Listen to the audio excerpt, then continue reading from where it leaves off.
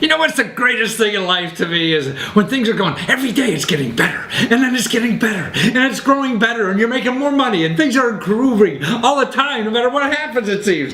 It's a heck of a lot better than the times in life where, oh, it's getting worse, and you're making less money, and business is bad, and you may lose your job, and everything's going downhill. Like the economy now is bad, right? Back in the 90s when things are booming, everybody was happier, and was making joy more around the world, and everybody was nicer to people. Now when things are going down, you get more possessive and worried and selfish and all those things.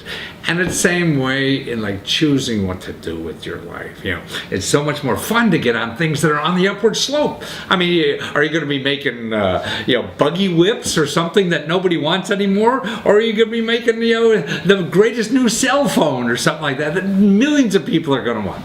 Well, here's a business that I think has really taken off, and it's food trucks. That's right. It's a way to get in the food industry, with a better quality of life than being in a restaurant 24/7, and it's a fraction. It costs you almost no money compared to a restaurant or anything like that. It's a great way to start a business, and the business is growing. Watch this interview, because what this guy does is give a seminar for like 4 hours, and it costs hardly anything, to tell you about all the facts of starting a food business. A food truck business. And he runs like an organization in Tampa where they had I think they started just 2 years ago with 15 food trucks in the city, and now they have 100. That's right. What business has grown that fast in the last 2 years? Nothing, man. The stock market's going down, the housing goes down, everything's going down. So getting in on a business that's fun, and you're in charge, it's your own small business, and you don't have to work 1,000 hours a day, like you do in a lot of restaurant and those kind of retail businesses, And here's a way to learn about it, actually for next to nothing. This guy's a real expert on it. He's like a neat program and teach you about all this kind of stuff. And so if you watch this just this interview to see if it's worth doing this. And he runs these seminars like every 2 months. He's got one coming up, just in about a week or so. So take a look. Well, Michael Lesko now with the food truck seminar, right? And you're the food truck king of Tampa Bay. It sounds like, man, how'd you get involved in food trucks? Well, 3 years ago, a friend approached me and said, hey, I want to do the first food truck rally. Can you help me? And I said, sure. A food truck rally? I mean, they're going to go around in circles like a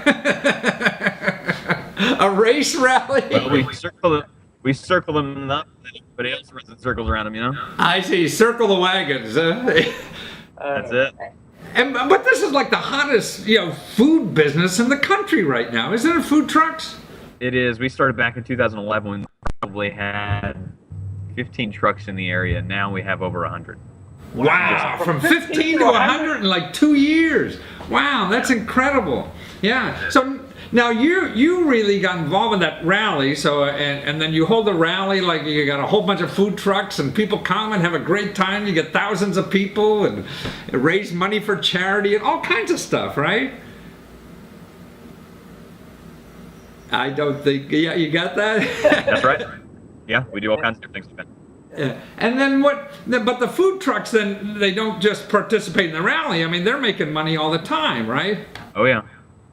We place them all over the place. We place them at the University of South Florida. We place them at Tampa International Airport. We place them at Cigar City Brewing. So we place them all over the place. And now what you're doing, then you're having a seminar in the middle of February where you're going to teach people like the basics of having a food truck, because it's sort of like an easier way to get in the food business without opening a restaurant or all this other kind of nonsense, right? Right. It doesn't require as much of a capital investment. It's more flexible with your schedule because you don't have to be open 7 days a week. When you order a restaurant, you practically have to live there. Yeah. With a food truck, if it's parked, you're probably still busy, but at least you don't always have to be at a restaurant, Yeah, so that's it. It didn't occur to me that in addition to the price being so much more reasonable to start a business, but it's really the demand on your time is more flexible. I mean, you have a better quality of lifestyle with a food truck than a It's possible some food trucks are so busy that they probably work more than a restaurateur. I see. Well, that's a nice problem. That's incredible. So, how long? Well, I guess people have only been in the business for a couple of years down there, right? Yeah, food trucks weren't very popular here. Back in 2010, I think there was maybe 2 trucks around, 3, 4, something like that. Very few that were actually mobile and moving. There was a few that were parked.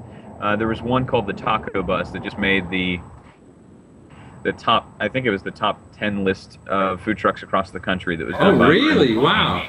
Yeah, so Taco Bus was the first food truck in Tampa, but it was a bus that they converted into a kitchen. I see.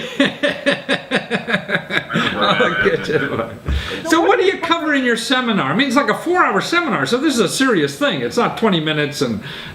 It is, and there's a lot to cover. There's a lot to do to start a food truck. So we cover everything from what you actually have to do with the state regulation-wise. That's kind of the first version of the seminar. And it kind of would mirror other states and other areas, most likely, to a certain extent with, you have to file for a business license. You have to actually do a name search to make sure that you're not infringing on anyone else's name and things like that. So the process will be very similar. And we take them through and say, these are the different steps you should go in. This is the order you should go in. So we have a checklist out with all the information and resources for Florida. And then the second thing we do is we really start to cover, why are you in this business? What are your expectations? What kind of income can you realize from it? How much do you have to work? Then we move into marketing, and marketing is a huge part of this business. If you can market yourself well, you can be succcessful. If you can market yourself well, you can have the greatest food in the world. And nobody shows up? Nobody's there to eat it, you're not going to stay there. I mean, do you also cover like sources of financing or how to get money to start one of these? We do. We talk a lot about financing and different things that you can do. You're not going to find a lot of banks that'll finance a food truck. Right. What they'll finance, though, is the purchase of the truck. Oh, I see. So it's like your restaurant building. I mean, so you can get that financed. Yeah. Right. You can finance it with an auto loan, and that's usually the best route. That's the easiest way to get some financing. So if you have some capital, but you don't have enough to purchase a truck and start the business, you usually take out a loan on the truck. So I mean, is it like tens of thousands, or what's the smallest amount you think you got to come up with to start something like this? I usually tell people $40,000. There's 40,000, yeah. There's actually some food trucks for sale on our website, and I think the lowest price right now is $25,000 for a truck, but it's not yet licensed. Oh, I see. To take it through the licensing process and everything else, that extra amount of time. There's some other trucks that are $30,000, but you got to figure, okay, you buy the business, now you have to wrap the truck. That's usually a few $1,000s. Usually $3,000 to $4,000 is a good rule of thumb for a wrap, if you're getting the right kind of wrap, and we go into that too. You could spend $3,000 on a wrap, and if it's not the right material, it'll fade in a year. I see, you're gone. And then you have a $3,000 wrap, which is really good.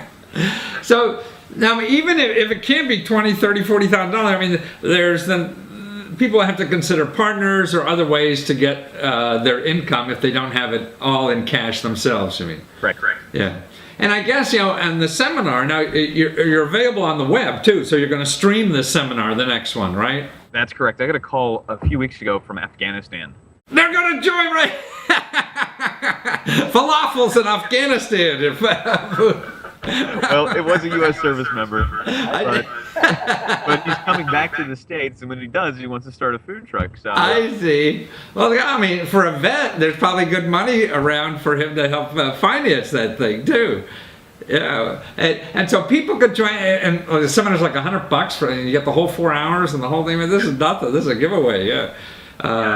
And it'll be online, so people could join, and you can ask questions, right? And be in the seminar and be asking you questions. And Michael, how the hell do you really do this, huh? And so you'll have people just manning the website and answering those questions too, huh? Correct. That way people can get their questions fielded. Right. Wonderful. So it's foodtruckseminar.com, and a way to find out, I mean, even if you don't go into business, man, it's a way to understand that growth industry, so you find partners or whatever the heck it is to do this, because I know where I am in Washington, man, you could throw a stone and hit 15 of these things. Yeah, you have to differentiate yourself. We talk about that too. You have to do something different. Yeah. You can't just say, I'm going to do hamburgers and hot dogs and try to roll out. Yeah, all the weird stuff that the people go for this. We want exotic tastes, right? But your rallies are like parties. I mean, this is what you're throwing food truck parties around the city, huh?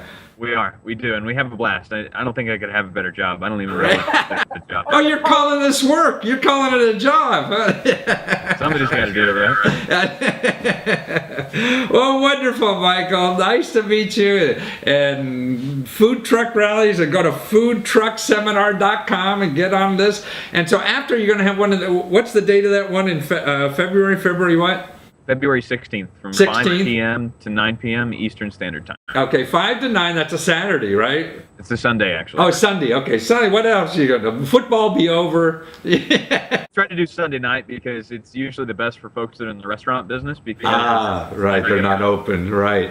That's right. So if you have a restaurant, this is a good thing to start investigating, right? It's not a bad option, you know? If you're in a location where you can leverage your brand, a lot of trucks here locally that own restaurants also leverage the restaurant, because now you have a catering vehicle, you have a vehicle you go out and actually, brand your business with. So. All right. Oh, that's wonderful. Foodtruckseminar.com. Will you have more seminars after February? We will. We'll do it every other month on the third Sunday of the month. Third Sunday of the month, every other month. So it's a even month, right? Every January, February, March, April. I feel like you're trying to. It's a trick question. But now it's February, that's number 2 month, right? So the next one will be April, number 4 month. Oh, my video got stuck, but yeah, I think we're right. Anyway, every other month, and it's foodtruckseminar.com. Don't trust us, go to the website and find out, right? Yeah, absolutely. Thanks, Matthew. Thank you so much, Michael. Take care. Thanks, Matthew. We'll see you. See, now this, he'll go through all this stuff. Is this the right place to make money? How much you're going to make? What is it going to cost you? Where are you going to get the money? When you're in business, how are you going to get customers?